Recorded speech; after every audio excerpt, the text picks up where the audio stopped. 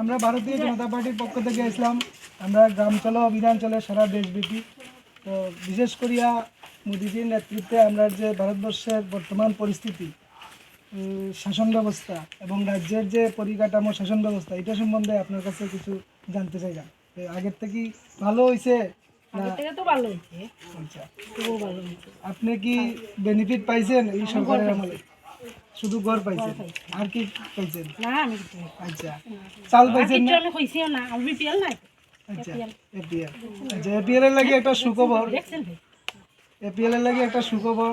আগামী এই মাস এবং আগামী মাস মানে 5 কেজি করে চাল বৃদ্ধি পাইছে। আপনার রাজ্য সরকার এটা কেউ করছে? হ্যাঁ, সবাই পাইব।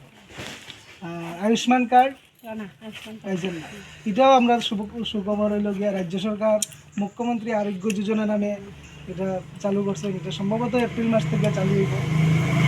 ত্রিপুরা রাজ্যের কোনো ফ্যামিলি বাকি থাকতো না, সবাই 5 লক্ষ টাকার চিকিৎসা বিমা পাইব। ঠিক আছে? তো সার্বিকভাবে আপনার কি মনে হয় যে ভারতবর্ষের শাসন ব্যবস্থা আগের তুলনায় অনেক বেটার? তো আগামীতে লোকসভা নির্বাচন বা আমরা চাইমু আগামী ইলেকশনে আপনাদের মূল্যবান ভোট মোদীজির পক্ষে দেওয়া।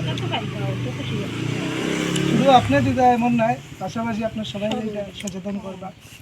ঠিক আছে?